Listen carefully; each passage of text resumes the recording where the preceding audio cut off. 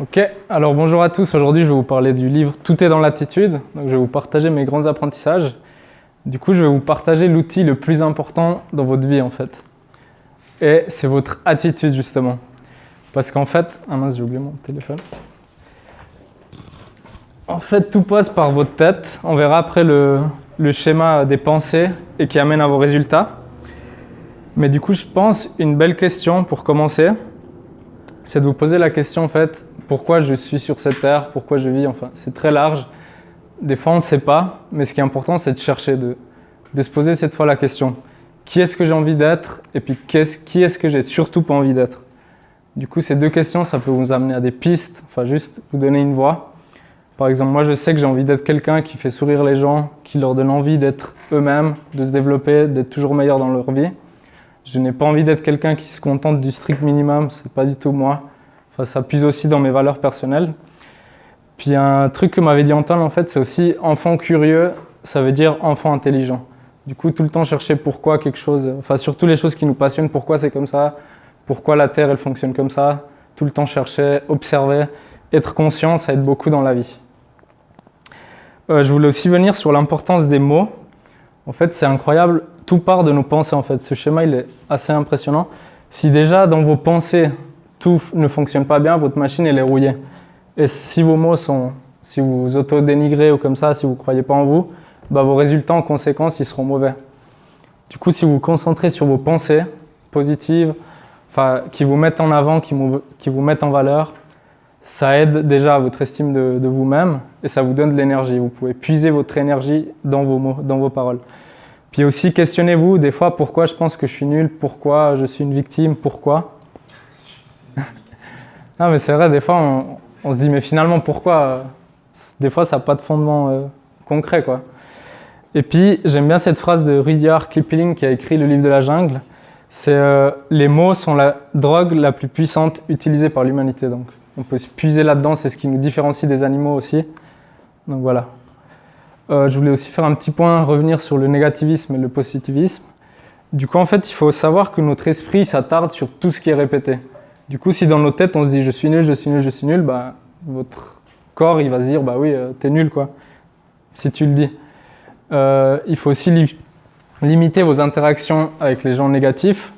Donc, mettre des barrières, par exemple. Si quelqu'un de votre famille, vous ne l'aimez pas, bah, vous allez juste le voir pendant les réunions familiales, puis stop, vous n'allez pas le voir tous les jours. Aussi ne pas se baser sur une seule expérience uniquement, donc tout le temps pas s'arrêter à des jugements sur une expérience, peut-être la tester sous d'autres manières, découvrir de nouvelles choses. Et puis si vous avez affaire à quelqu'un de négatif, ne l'accusez surtout pas d'être négatif. Par exemple, ouais, tu saoules, t'es négatif, parce que vous déclenchez la machine négative. Du coup, ramenez-le plutôt sur un point positif du sujet, enfin dans la communication. Aussi, ça aide beaucoup de voir les difficultés comme des challenges pour vous stimuler, pour vous dire « Ah bah oui, j'ai envie que ça change, c'est ma faute peut-être si ça ne fonctionne pas, du coup, comment je vais faire pour changer ?» Et un petit truc tout con, j'avais mis la vidéo YouTube dans le lien. En fait, c'est juste des mots, c'est une manière de penser, mais ça peut changer votre vie. À la place de dire « Il faut que je passe l'aspirateur », c'est « J'ai envie que ma maison soit propre ». C'est pas « Je dois lire un livre ».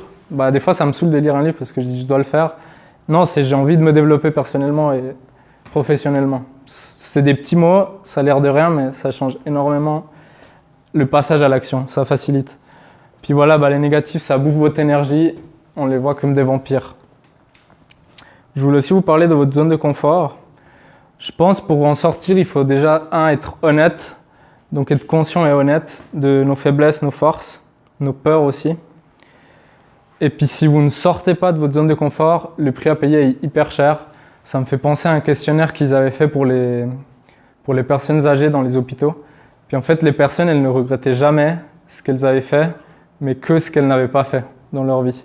Du coup, moi, je vois la vie comme ça, c'est l'épanouissement contre le regret. Donc, j'ai pas envie d'avoir 8 ans de pige et puis de me dire « ouais, j'ai pas fait ci, j'ai pas lancé ce projet, j'ai pas tenté, parce que mes peurs m'ont dominé, quoi. » Et du coup, je préfère m'épanouir, enfin, pas tout le temps, mais peut-être saisir 9 chances sur 10, être toujours enthousiaste, positif.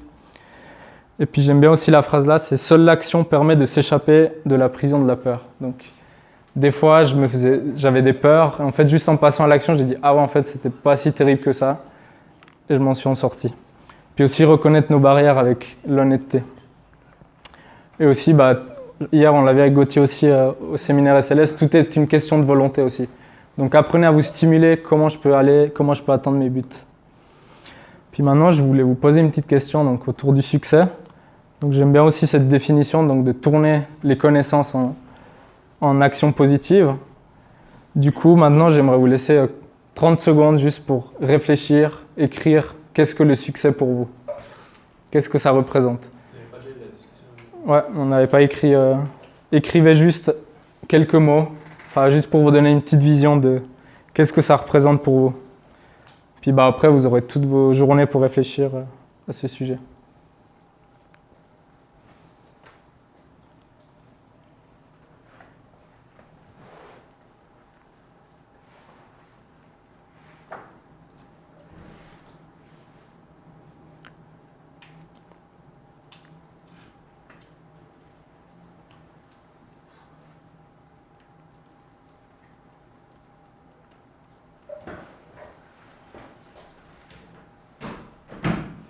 Voilà.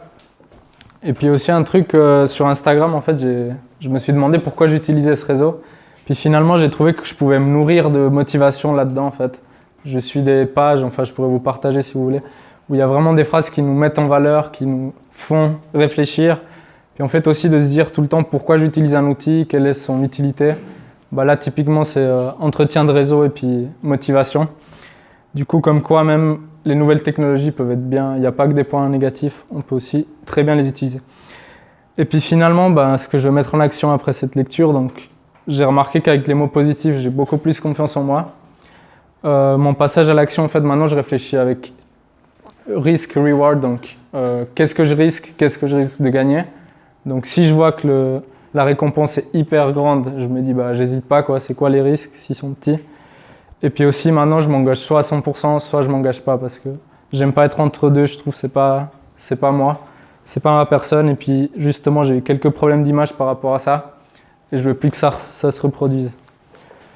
Du coup ce livre c'était une très belle introduction à tout ce qui est motivation, tout ce qui est bonheur, ça vous donne beaucoup de force. Et puis du coup surtout la grande question c'est qu'est-ce que vous allez en faire après ? Parce que comme on l'avait vu avec l'intelligence émotionnelle, vous avez cette énergie pendant 21 jours, mais si vous ne passez pas à l'action, elle se perd et vous retombez dans vos routines normales. Et du coup, si quelqu'un s'intéresse au mindset, tout ce qui est positivité, il y a ce livre de Carol Dweck qui est super, qui a l'air super. Je n'ai pas encore eu le temps de le lire, donc si quelqu'un est motivé à repenser à son mindset, à voir les choses plus positivement, avec plus de réalisme, je vous conseille ce livre. Et puis, ce livre aussi, en fait, je ne veux pas le compter comme un point lecture. Si vous voulez me faire des feedbacks, vous pouvez le faire. Mais c'est juste pour vous dire que finalement, ce qu'on partage en coaching, c'est pour le bien de la team, c'est pour nous développer personnellement. Puis du coup, ce livre, il était assez petit, c'était plus de la motivation. Du coup, je vous le fais cadeau, ce livre. Voilà. Merci de votre attention. Est-ce qu'il y a des questions ? C'est bon ? Merci.